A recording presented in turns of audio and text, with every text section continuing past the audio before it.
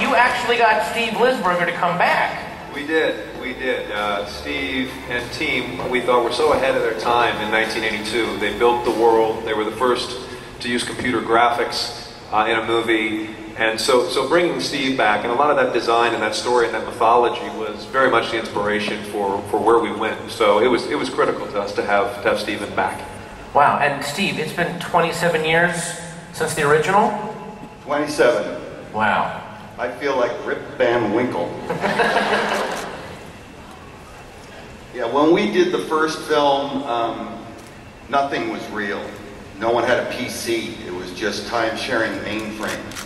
And we got to get to this frontier first, and we just got to dream big.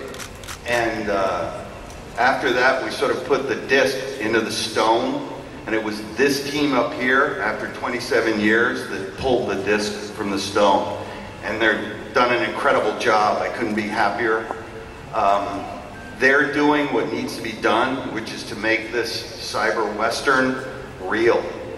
And that's what all of you have been doing for the last 27 years, making cyberspace and what's cyber part of your own lives, integrating it into your real world existence. It's a bit like the world of Tron, and the story of Tron has come true. You know, we didn't go to space. There hasn't been an apocalypse, thank goodness. And aliens didn't show up, but we just scanned Jeff Bridges for real with a laser and put him on the game grid. But I'm very happy, and I think the team that's doing this it took 27 years to put a team together that was this good. Will there be any bowling competition in the game grid for this movie? Nothing like that? Bowling? No? Never mind. Frisbees. Okay. Now, Joe, I know that we're a while from when the film comes out, but you did bring some stuff, right? Yeah. Few things? Yes, I did. You know, we just literally finished filming last Monday morning at 5:30. But I did cut a key scene together, a rough assembly from the beginning of the film in the real world. It's in 2D, but you Tron fans should pay attention because you might look or see and hear some things you might recognize. Here we go. All right, I think the young ladies and sensitive older men can you tell us a little bit about what you're doing in the movie? And you better talk fast, because Disney is going to cut your mic if you reveal too much. Basically, I play Sam Flynn, the son of Mr. Bridges over there.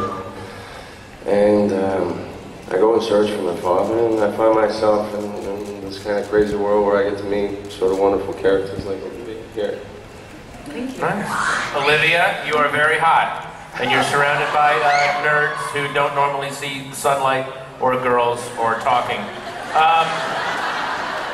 Tell us a little bit about like your role. You got to do some crazy like martial arts, right? I did. Nothing like, well, I like to tell myself that was me who you saw the kicking out there. It was a wig. But I get to do some pretty cool moves. I play a loyal confidant to Kevin Flynn. And I'm a big fan of the original film, and it was just really exciting to be a part of this. That's an understatement, but you know what I mean. That is really cool. Now, I missed the screening of the Tron footage at last year's Comic-Con. I'm sure a lot of you didn't, but it's pretty much one of the reasons I kind of took this job. So I told Disney, you got to show it again. I know that it's early stuff that you shot, but let's please show it again. Can we watch it again?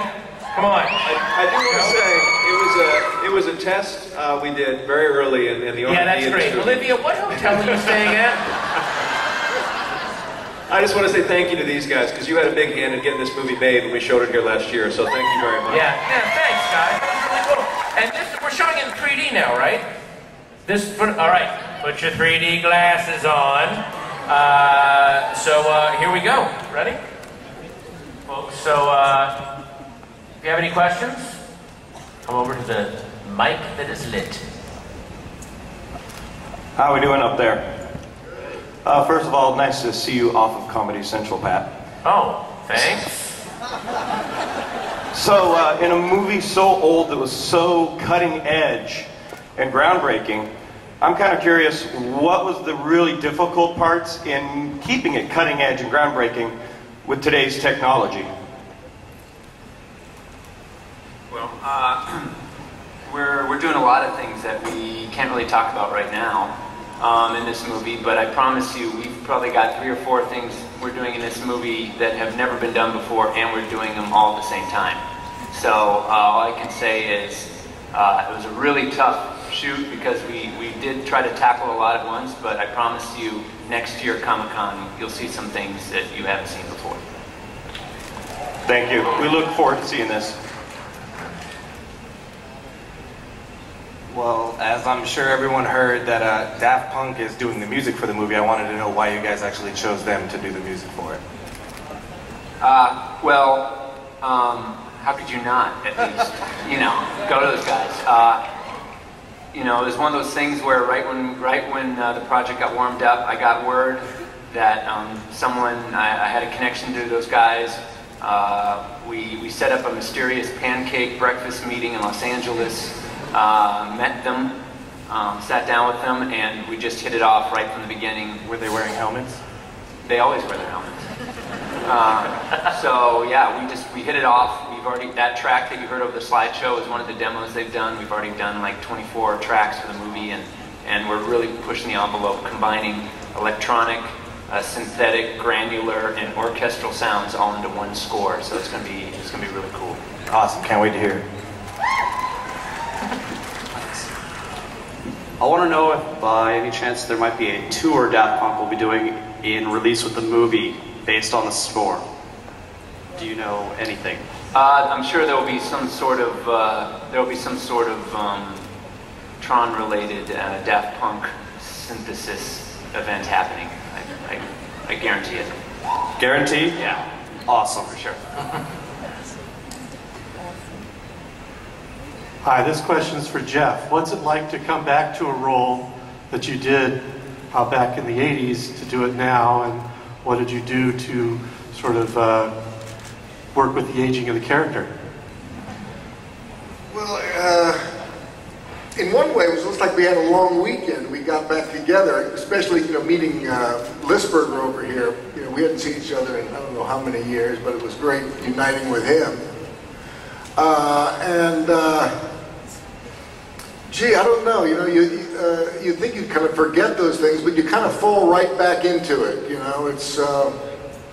It wasn't that difficult. We had a lot of story meetings, and we rehearsed quite a bit, and that helped all of us, I think, kind of get up to this new story, what this was about.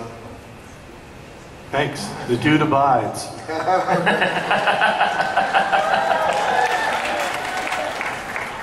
Hi, my name's Raquel Rayburn. Big fan of you, Jeff Bridges. Glad that you're in the movie Tron. Will you be the father that he's looking for? Say that again? Are you going to be the father that he's looking for? Yes, I can give you that. Wow. Hey, can I pitch an idea for the third one? Sure, Just do really, it. the Big Latronsky, and here's the tagline: "This time the bums win." How about that? Would that be? No? All right, folks. Let's thank the entire panel: Joseph Kosinski, Sean Berger, Steve Lisberger, Olivia Wilde, Garrett Hedlund, and Jeff Bridges, ladies and gentlemen.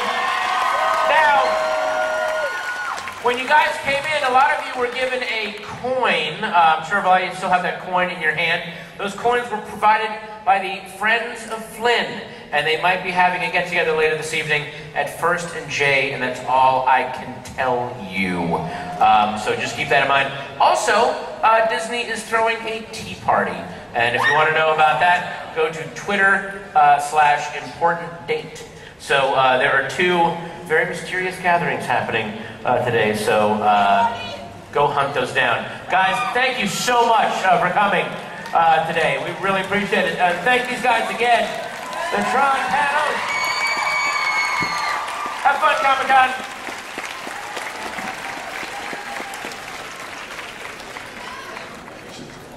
Ladies and gentlemen, let's hear it for our special guests from Disney.